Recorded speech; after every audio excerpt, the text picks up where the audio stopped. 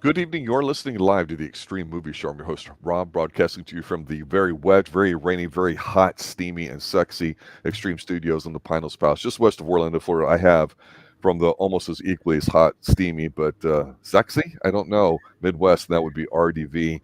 Tonight we're going to be talking about Michelle Yeoh's very early film from 1987 called Dynamite Fighters, aka Magnificent Warriors. They can be found on Daily Motion and perhaps RDV Tubi as well, although I did not check that. This is the first watch for both of us. Yep. What initial thoughts you must have about this film, sir? Well, we've talked about this before. This is brought up. We're going through the In the Line of Duty movies, and I kind of always wanted to see this because this is supposed to be like an action, oriented. It's 1930s, especially after we watched Big Battle for Big Creek or what it was, or Big Creek Battle with Battle Creek Brawl. Battle Creek Brawl. That's what it was. Yeah, one of the. Anyway, so we watched that. That was in the 30s. This is set in the late 30s as well, when Japan was, basically evil. Japan was very militant. They're very and homogeneous. yeah, So when they fought over the centuries, they would go over there and screw around with China. That's just what they did. well, this is set right before World War II. So Exactly. tensions, yeah. So basically, Japan basically invaded this little small area around Mongolia and wanted to basically use this town, and basically they want to test out their new gas. They also want to build a new factory, that they can actually just mass produce there. And so it's kind of like when we watched the other movie with I think it was called Lady Kung Fu. I think it was. That was Where, a name of a movie. yes, no, with the same thing. We had the Japanese were basically oppressing the Koreans and the Chinese, And so, I mean, I like these kind of time periods back then because it's kind of role reversal, or at least not, or at least it's a different area.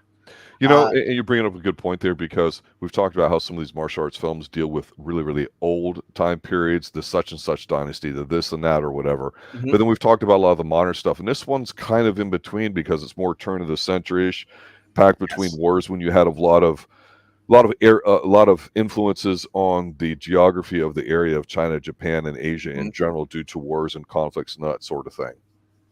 Yeah, so I like this because it's kind of like we when it comes to martial arts, either you get the what is it going to call it, the dynasty, the feudal Japan era, hmm or you get kind of like the modern today, like 80s or 2000s. This was kind of like they're a nod to kind of like Indiana Jones a little bit in a sense, adventure stuff, which I There's kind an of like. adventure feel to it, Yeah, absolutely. which I really appreciated. We even get some recurring faces that we've seen before. Richard hmm Ng, who was in Inspector Wear Skirts. And I've been noticing that as we do reviews of this guy's been popping up more and more, and he plays a comedic role. And again here too, he was also in Eastern Condors. Yes. Uh, this guy's pretty good at his job. He plays kind of like a thief or a con man, and stuff. And he ends up getting wrapped up in this business as they're trying to basically keep the Japanese from taking over the city. And I gotta say, the little sort of humor here was pretty good. We get a lot of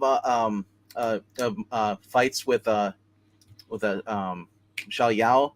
hmm I get confused with Cynthia Khan sometimes because how young she is in here and how kind of similar they looked going Right, from, right. yeah. So, and as you see on there, she has the little rope with a dagger in it, which she uses a lot in this, which is really cool. And she flies a biplane. Now, Jackie Chan did this with Armored God. He tried to do an Indiana Jones thing, and I think this is a little bit better than that movie. It's Uh, uh, it's interesting, and I like the fact that a lot of the movies kind of you get a lot of it outside with traveling and everything too, but it's not sumptuous or rich in that regard. It does no, no, feel like it captures the time period where they did a good job with that. So it does have a little bit of the Indiana Jones feel where with the biplane and the way she's dressed and all that too, because she's got kind of this. I don't know what you'd call it. It's not quite sexy librarian outfit on there. Kind of like schoolgirlish, but not. tomboyish as they describe it in the Yeah, movie. Yeah, because obviously she at this point is only a few years removed from like winning Miss Malaysia, World Malaysia, or whatever it was, and another thing. And I guess Jackie Chan had knew of her around this time too, because of course, when people win Miss whatever awards, you're Yeah, checking them out. But she's obviously classically trained, and she's very good at something here too. So yeah, even though we've talked about Yes, Madam, we've talked about Millionaires Express and a few other movies that we're seeing as Richard. I don't know how to pronounce his last name. Ning is what I'm saying. and Uh, she is like, oh yeah, yeah, so I just say Ying, Ning, but Michelle Yao. I mean, when we talked about her with Jackie Chan and the whole incredible third act with the stunt of the motorcycle landing on the train and yeah, all that stuff, phenomenal, right? But you expect a phenomenal piece because of Jackie Chan. So here, this is yes, actually, I think, a few years before that movie. So I'm like, we see for some sure, really yeah. good stuff in here. We see obviously that she's doing her own stunts. It's not that she just all of a sudden kind of was athletic and maybe had a dancing background and then she started to learn how to do it. No, she's doing them, and you're right. She does a lot of them in here, and it's good stuff. Yeah, yeah, this is about 6 years before Super Cop, which I believe actually no, about almost six. Yeah, this is 87. Yeah, it'd be right around there.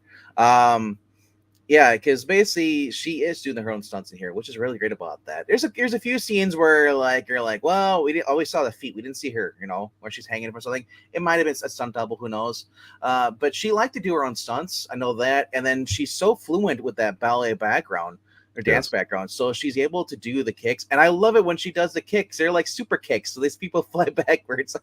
I got to chuckle at it because I'm like normally it wouldn't happen, because because she's but this is supposed to be a comedy action movie. So when she's in a scene where with the lord of the town and they're trying to escape her and the other guy because the Japanese found him looking there.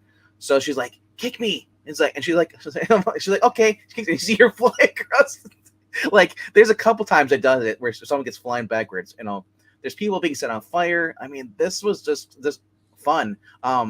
You can, and then we even get a dogfight here with a Japanese plane, which is clearly starts off as two planes, but then it turns into two toy models. That's what it looks like. Because I thought about it's like when first they show the plane, the Japanese plane, it has the wheels retracted up the landing gear when they fly.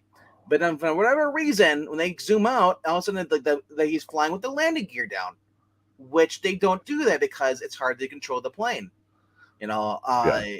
unless you're landing. So I was like, "What did somebody not do research on, or the guy think he's going to emergency landing?" But I love it though because she kind of like flies up. And she's like, "Yoo-hoo!" And then she fires a flare gun into his glass thing, like his cockpit, and he crashes off screen explosion because 80s off screen. I love it. But I mean, like I just love the little things like that. I mean, I love the fact she's doing a lot of work with the rope. There's a lot of time. We're literally where these two guys basically attack. She goes to meet her grandfather on the land strip, and she sees guys in there. And her grandfather beat up, or basically tied up. She goes in there, she frees him. She fights with the guy. She wraps this guy up multiple. She keeps dodging him, and each time she wraps him up with a rope, and then she yanks it, and the guy flips, lands through the wooden crate. I'm like, oh, that hurts, no matter who you are. But yeah, I love this because you also get the rifles in here too. The introduction of these rifles. Right. With these people, and they don't usually use rifles. They just use swords. And there's a lot of spears in here too as well, and bow and arrows. So you're getting a lot of weapon play in here. Not only that, she's got a little Civil War, like a little mini cannon, Mm-hmm. little 50 cal. So it is. There's comedy. There's guns. There's actually fighting. There's an adventure. Cute girls. I thought it was pretty done for it. It rounds it out towards the movie. Yeah, I always said I wasn't always a big fan of just having explosions and stuff when it's a martial arts film. And I understand this is more of an action film, so Yeah. it feels like it, and so yeah, you've got a little bit of all that in there, and sometimes I guess you just feel like you got to have it, otherwise it wouldn't be realistic, right? You've got Yep.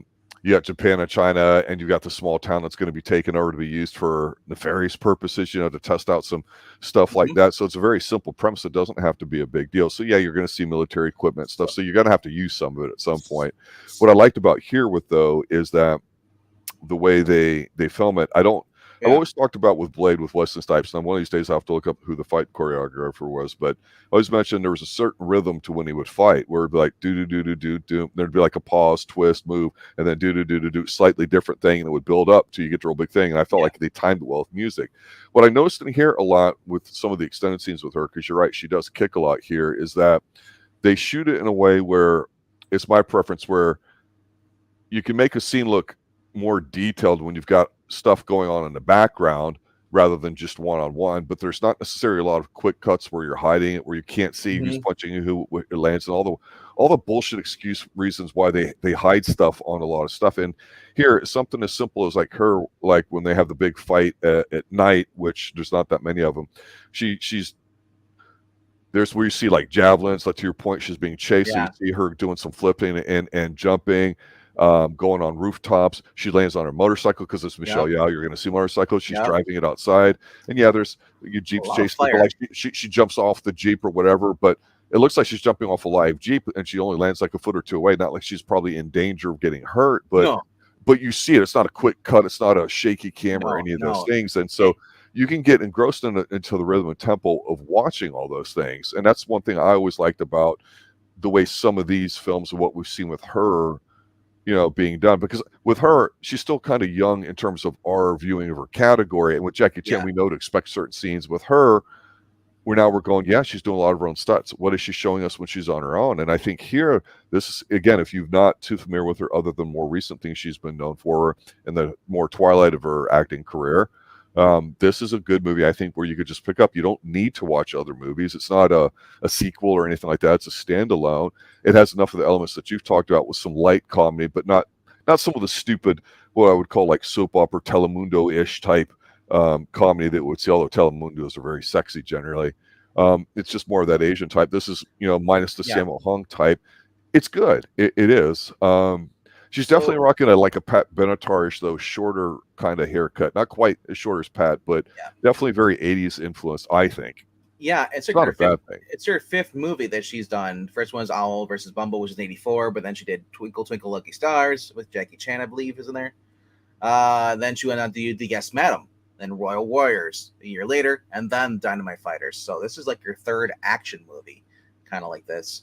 And she's well into it. You can tell that she's a little more seasoned now, that she knows what she's doing. Interesting thing about the writer for this movie, you may have not noticed. You maybe recognize it by some of the comedy and when everything is going in the movie. This is the creator of Kung Fu Hustle and Shaolin Soccer. This is the writer. Is that right? It is, and now it makes more sense with a little bit of comedy with a guy and throwing in there. And that's why I liked it a little more. It's interesting you say that because like when is Kung Fu Hustle the soccer one?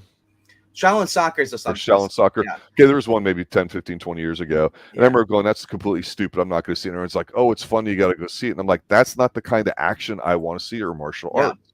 So I just know that that's what Jackie Chan seemed to find success with here in the United States with Chris Tucker. And we've briefly talked about that, although we have not necessarily reviewed the Rush Hour movies yet.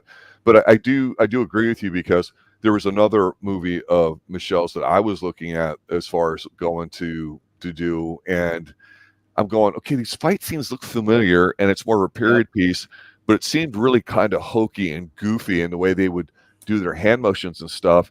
And it was not a bad movie, but it was a movie that to me I'm looking at going, yeah, it's just.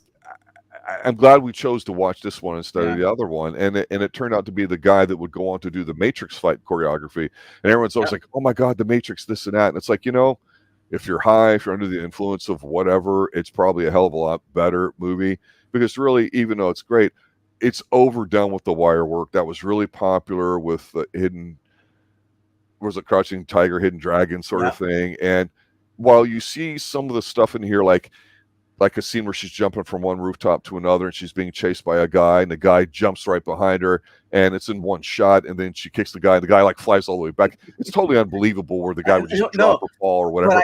But I you love see how fast some of it in there, but it's not as exaggerated as it is in those other ones that it seemed like the younger. It's not the Crouch Tiger, Hidden Dragon where he's going slow on wire work. You can see it's so slow. This is actually fast.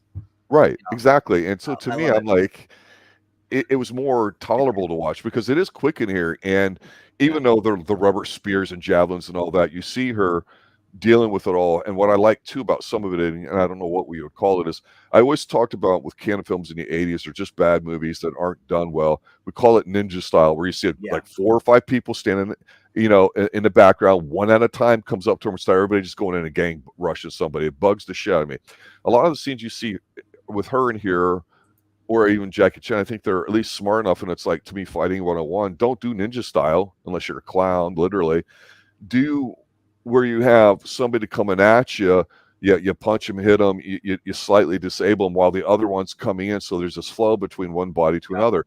And the one scene you mentioned where she's fighting the one bad dude inside the barn or whatever it was with yeah, the I forget what it's called, the rope with the string on it, or the rope with the string, the rope with the like knife on it. yeah, When she's tying him up while fighting all that, you're like, okay, she's going to tie the dude up. But the best part of that scene to me is when she pretty much has him tied up around the neck. I'm like, oh, she gonna like break his neck and hang him? I mean, that's kind of fucked up, but yeah. But I she didn't know they pulled. were gonna do other. But she throws it over like she's gonna hang him, and you Yeah, see it go over the rail and comes down, but you see her yeah. also jump in the same motion and catch Yep. it as it's coming down. So it's all one motion. I'm like, that's cool. I mean, so there's lots of these little things that you go, that doesn't jump off the screen at you, but when you're watching it, you go, that's just a really good stunt. And of course, the guy flips up, unwinds, and then crashes to everything, which we see that a lot. That's a nice little stunt. Yeah, where you get Richard NG and your Ning, whatever. We first introduced to him. It's after because these guys sent a carrier pigeon with a watch. Like, so how do I know what he looks like? He'll be wearing this watch, and of course the Japanese see the bird. They shoot the birds. The bird flies around, lands on the thing. All of a sudden, this little spider nest opens up, and there comes the guy Richard. He grabs it, and next thing you know, you see him. He's rotisserie eating the bird, and he's got a new watch. I popped so hard for that because it's so funny. The stupid prop. He's just got the bird. He's like, oh, a good bird, you know. But I love the simple humor in this. The action is lighthearted. It wasn't like too over the top or just too slow or um yeah. And honestly, this was a it's I just this I had a feeling I was gonna like this movie even though we put it off. But I was like, I'm kind of glad we kind of waited a little bit because uh honestly, I'm looking at some of her movies she does later on. A lot of them Mhm. are the wire work. So there's not many of these left. Yeah. So I was glad we kind of saved this for a little later.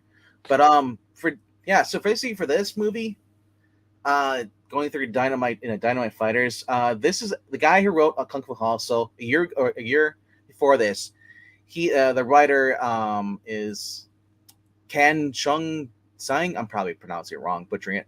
But he wrote Royal Warriors, which we also reviewed. Right.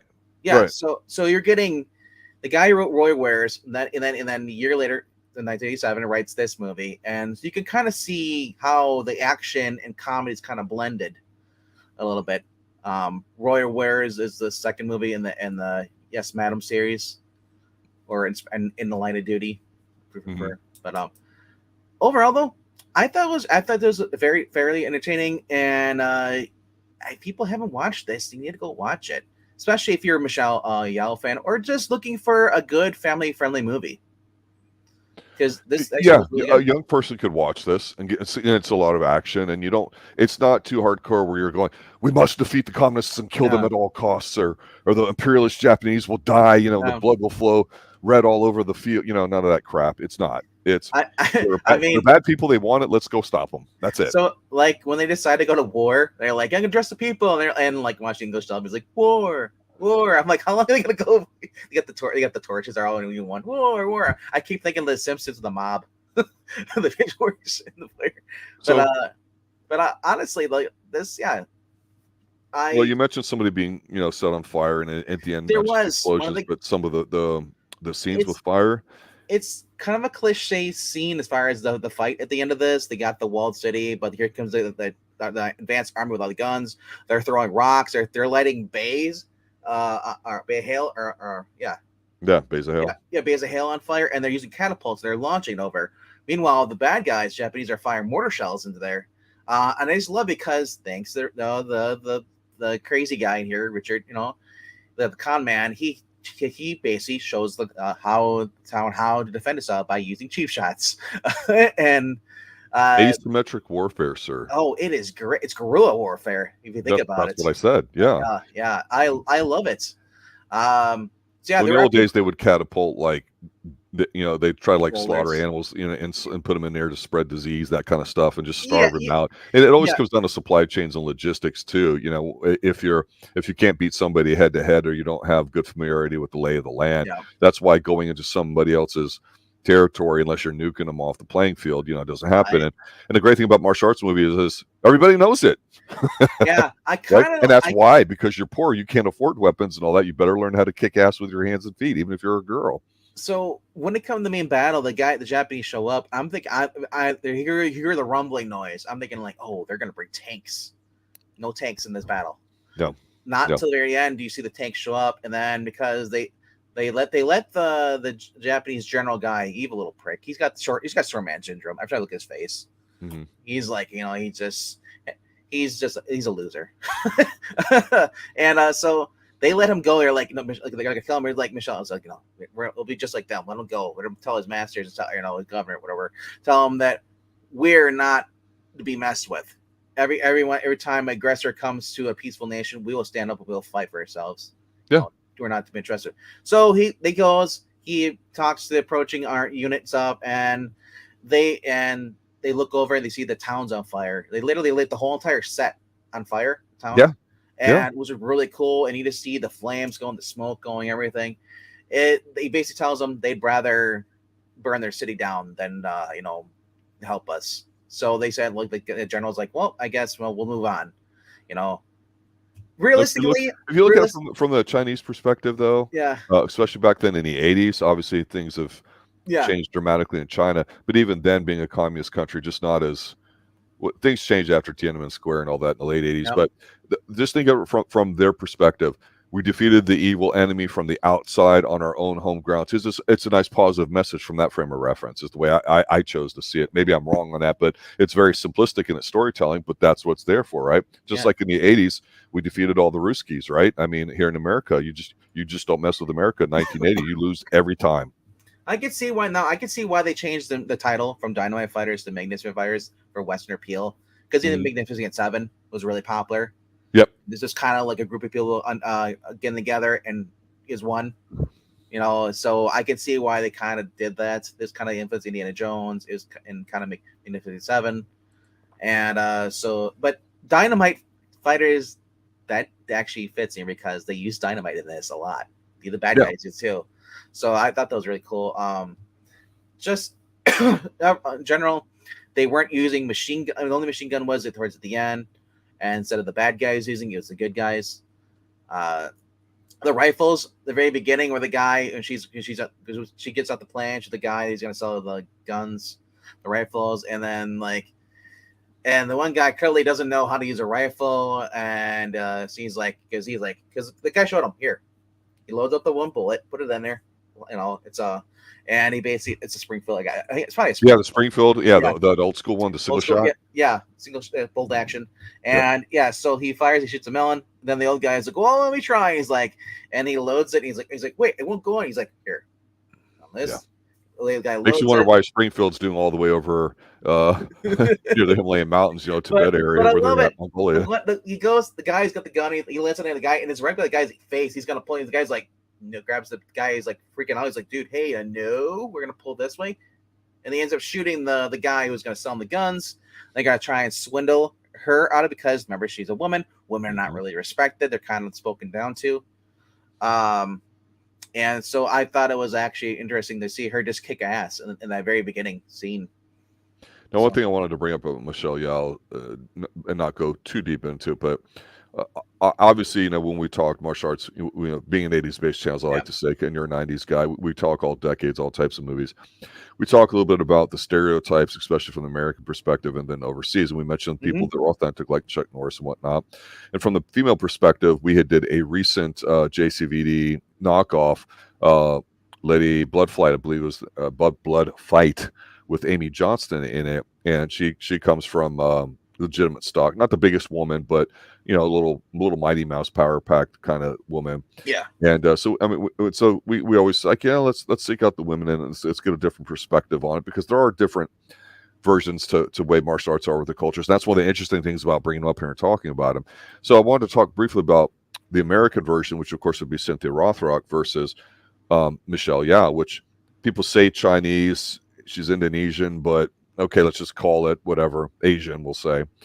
Um, the one thing I've noticed in the several of the films of Michelle Yeoh, they've mostly been her earlier ones, because we haven't gone too much to the later Mhm. ones, the wire work, is she is very fluid. She's got that ballet kind of style to her, like a Jackie Chan.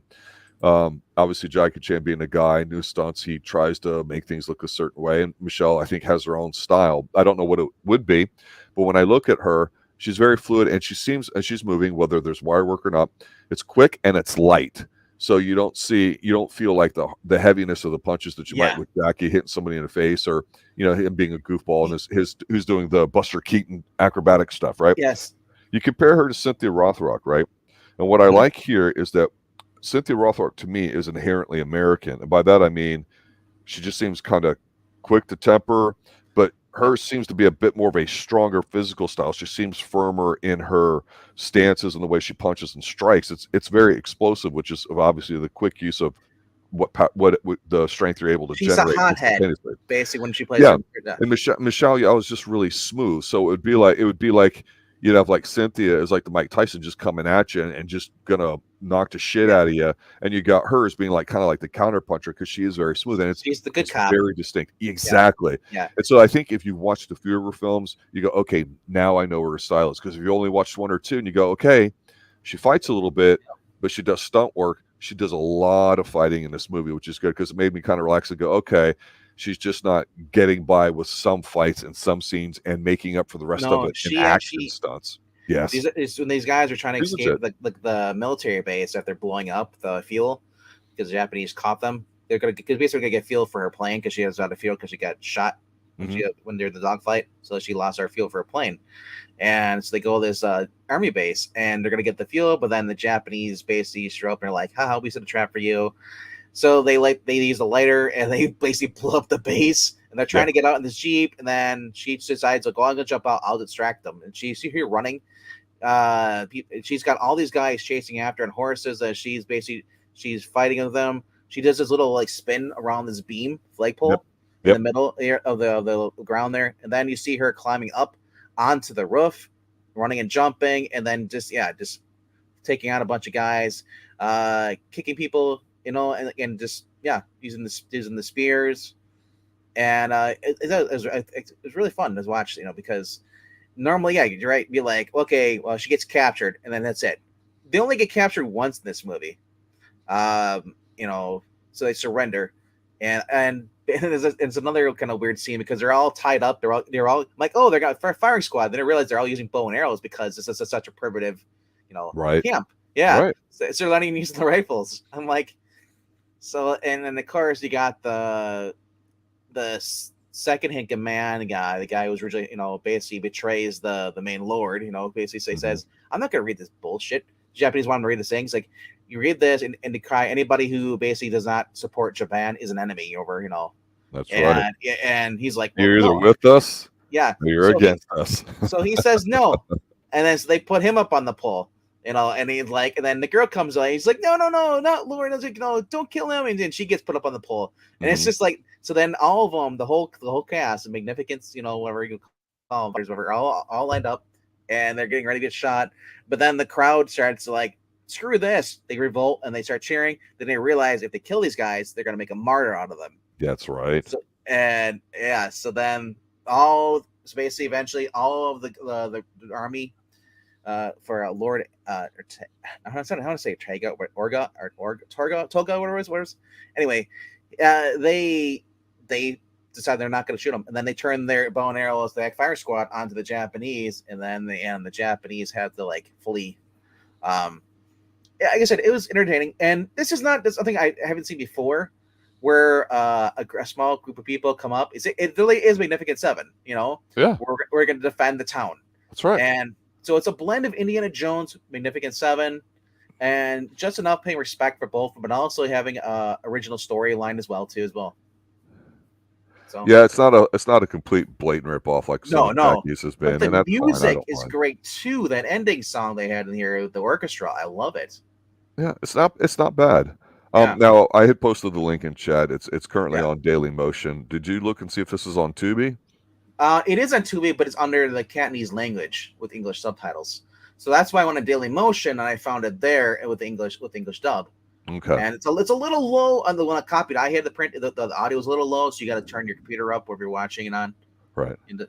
But uh, definitely worth it. I was reading some reviews on this on IMDb a couple days ago, and they're saying that this basically like this movie came out cheap back in the day Mhm. because I guess it wasn't really considered by Americans and such a great movie, so it's not that popular. So it was you can get you get the Michelle Yeoh collection, and you can get this on there. Um, but yeah, I this is fun. Like I said, we talk about Raiders. Look at the font they're using, the same coloring. Yeah, I mean this is Raiders minus Yeah, the yeah, hardcore violence Nazi line, but also just yeah. the lack of the Well, backstory, if I you will, mean, you and trade that's the Ger- fine. Doesn't need it. you trade the Germans for the Japanese. They were pretty much the same at this time, Yeah, you know. but just no arc. Yeah, there's I mean, there's no supernatural. A little arc, more, nothing. Arc yeah. wins. Yeah, I mean, But you got the biplane from the third movie. I love it. Like I said, this is just a fun, and hopefully people who haven't seen it will go check it out. It is available for rent and for purchasing as well. yeah, Um, surprisingly solid. I was a little relieved at the end of watching it. I'll say this to close up, in that it kind of confirmed. Okay, the few times I've seen Michelle, sometimes like again, with Jackie, that one immediately comes to mind because it was very good, and I thought, oh, she definitely has mhm. got something that made me want to see more of her. And so people can talk about her being in James Bond and other stuff in the past couple of years, and to me, I was curious about her development. That's why I wanted to stick with some of the Yeah, younger yeah. stuff. So I'm looking at this going, yeah, I can see here we've got something, and this is good. So it's confirmed my any doubts or suspicions I would have had about watching her, about her type of film she's in, and her ability to It's perform in them. It's gone now. It's definitely worth a watch. I felt that way about Cynthia Rothrock. I mean, we mentioned Amy Johnson, who doesn't have quite the catalog that these ladies Cynthia do. Khan, who took over for Michelle Yao, basically kind of looked just like her and everything, and they did the same Yes, action stuff. yes, Another good actress, martial artist to actually pay attention to. She takes over in the line of duty after Warriors and Lance Madam. I was just looking at as far as for Michelle Yao. I mean, there's Owl versus Miss Bumbo. I don't know how much she's in that. It's her first movie, probably not that much. And Twinkle Twinkle Lucky Stars. I think we might have done that, reviewed that. Not we sure. did My Lucky Stars, but not Twinkle Twinkle. Yeah, yeah, that might be the first one, Yep. or a second one. But Easy Money is another one I do because, and then after Super Cop, she kind of gets into the sword and sorcery stuff. Yes. And Butterfly and the Sword, the Heroic Trio was another supernatural one too as well. Holy Weapon. Then they did a sequel and everything. Well, Then by that there's time, she's in her, early to yeah, mid 30s. So sometimes yeah, in your life you have a transition phase, and that's what it seems like, right? yeah. And There's one. frankly, that was starting to get hot in the 90s too. Not Yeah, just America, but worldwide. Yeah, good movie. there is one more movie I kind of want to watch though. It's called The Stunt Woman. Yeah, I've not heard of that one. We'll have to check that out too. yeah. It's made 1996. It's got Samuel Hung in it. Ah, okay. So There you have it, ladies and gentlemen. Dynamite Fighters with Michelle Yao. I mean, that's. I know it's Yeoh, guys. Don't grip me on that. I like to say Yao's or Wow. it is Um, yeah because she's every good. time I see her in these early movies, it is wow. And I shed it one single tear each time because, like, man, this is good. Why don't we have something like that right now? So I pine for sometimes the older days when it comes to certain Right. things. Just watching somebody's body in motion and a bunch of people and all that, I love it. That's what it's all about. There you go, ladies and gentlemen. Enjoy it. Let us know what you think. We'll be slowing down here on the martial arts here probably over the next few weeks and transition into some other phase that we've got here. But the good thing about these movies is there's many more to come back to. Oh, So yeah. there's tons of 80s action movies I want to look at too as well. Oh yeah, it's Yeah. not going away anytime Early soon. 90s, we got some more the best to cover. That's true. Kickboxer, Sacha Mitchell. Yep. Yep. So, Yep. all All right, right, everybody. guys. Have a good night. Stay extreme. Good night now. As always, leave a comment down below. Let us know what you thought of the movie and what you guys want us to watch next. We're always looking for suggestions because we want to watch things that we want to watch, but we also want you to actually watch our reviews. So later. Yep.